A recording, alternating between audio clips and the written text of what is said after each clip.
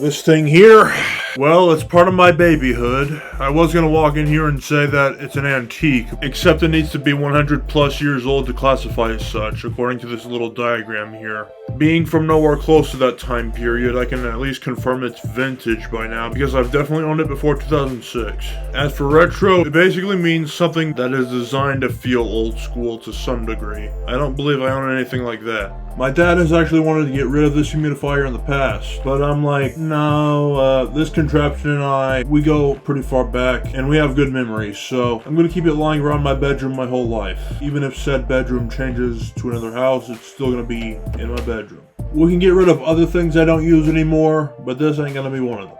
Anyway, all this seahorse ass talk, and we have yet to mention the microwave. What's going on here? Well, you guessed it, we're making an episode about, of all things, a microwave. Which you'd think that, on its own, would be too vague of an idea to make a whole blog about. But I have noticed something for a while now, and that's, whenever I think I don't have enough paragraphs in my script, the episode turns out to be like 10 minutes long. Twice the required length of a BBM episode. So, I really want to put these minimums to the test. I can't predict how long a video will be before it's made, but I already know, I can pretty much guarantee it'll be at least 5 minutes. I mean, I don't know how I know, but I just know. So, trust me on that. It doesn't sound like you could, but it's like when Dr. Seuss won a $50 bet that he couldn't write the book Green Eggs and Ham only using 50 unique words. But he actually did. So sometimes simpler is kind of better. So it may seem like it sucks to be a picky eater like I am, but it does have advantages. Just like pretty much everything has advantages of some sort, or mostly at least. But all I really need to make meal-wise gets warmed up pretty okay in the microwave. And you know, sometimes I don't even have meals. I just have snack stuff. I mean, and probably at least one meal a day, but it's not always 3. I mean, gosh.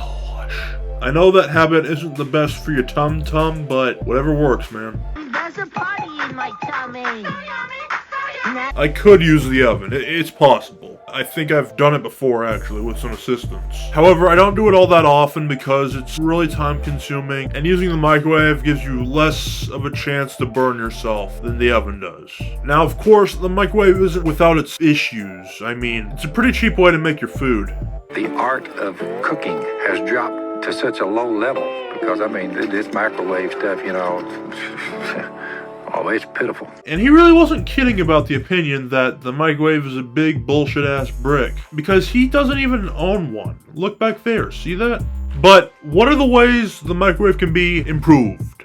I think we all saw this one coming, but pretty much every single microwave that has ever been created since it's been introduced, the buttons have to beep when they're pressed. I just have to question why, though. Like, no buttons on any other contraption need to make noise when they are hit. Like, video game controllers, for example. That would get annoying because you're hitting them all the time. And yeah, I know this isn't a controller, you're not hitting the microwave buttons as often, but the point is, the microwave's the only machine I know that does that, and maybe in the earlier days it was okay, just so you know that you're hitting the button, but you'd think with newer designs we wouldn't need that anymore. Come on, guys, you know what year it's about to be turning, right? You gotta be quieter. Come on, how long have microwaves existed?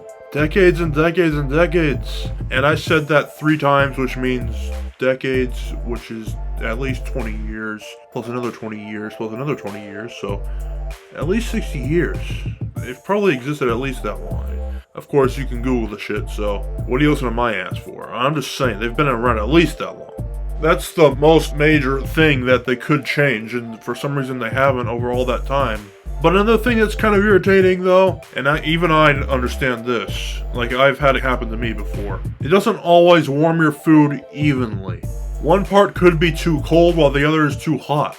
You know, just any sort of spot on there could be the wrong temperature. Now, I don't know if that has to do with the disc in the microwave that rotates, you know? Like, some parts of the food you're waving could get cooked more than other parts. I don't know, maybe they have to be dead center, but all sorts of foods come in different shapes, so. Let's just go ahead and introduce my imaginary prototype for a new microwave model, the 2026 edition.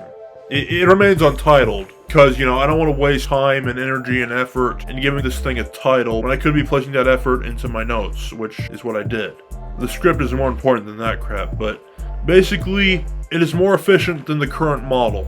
Firstly, the noises. Get out of here! We don't need that bitch. The buttons will no longer be making noises whenever you hit them.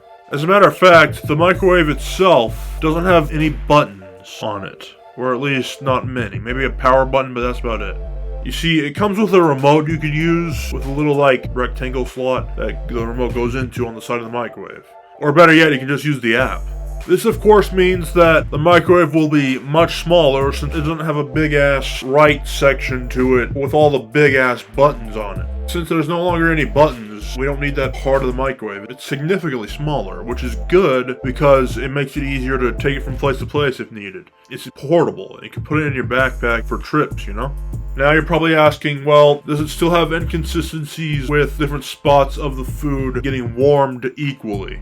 Well, I wouldn't say it's perfect, but it's definitely an improvement. This microwave model in particular comes with a little, like, grill, you know, with those, like, hot bars that you put patties and stuff on. It's sort of like that, but it comes down and presses itself against the food.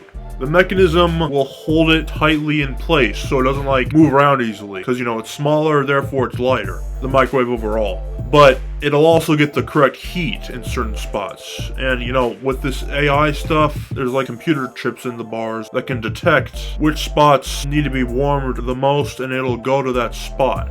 If you kind of get what I'm saying. You want every part of the steak you're microwaving to be equal.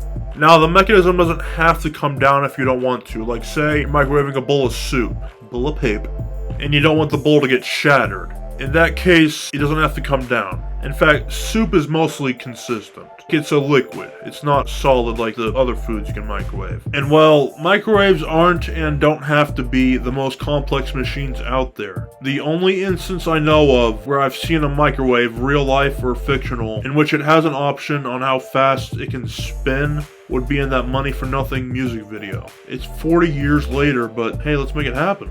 Those are just some improvements they could add to a new model. If you have any more ideas, you know what to do, let me know. But yeah, Thanksgiving was just a few weeks ago. We went down further south to see my uncle and his family, in which I haven't actually been there in like 9 years, so it was quite a treat. But why am I talking about this now? Why do I even bring it up? Well, when he first moved in, he showed me his shower, which was designed to look futuristic and do all sorts of neat things. So basically the opposite of retro, where it's something modern that feels from the future, whatever they would call that. It's interesting because he's a more outdoorsy type person on rural land, so it was kind of weird, but that's not what's important. I still thought it was cool. Basically, that distant memory of that shower is one of the reasons that led me to the idea of making an episode about advancements in microwaves. They don't all have to look and operate the exact same. And for Lucifer's sake, leave the beeping in the past. And while I'm on the subject of seeing my step-uncle and visiting his home for Thanksgiving, I went inside his taxidermy shop that he owns down there. And it had been even longer since I've been in there, like probably 15 to 16 years. I'm not kidding. I don't think I feel comfortable with sharing the name of the taxidermy, but this will be the only picture I show that is of the backside of the store. His son and his son's wife live in the trailer behind it where they themselves used to live when his son was born.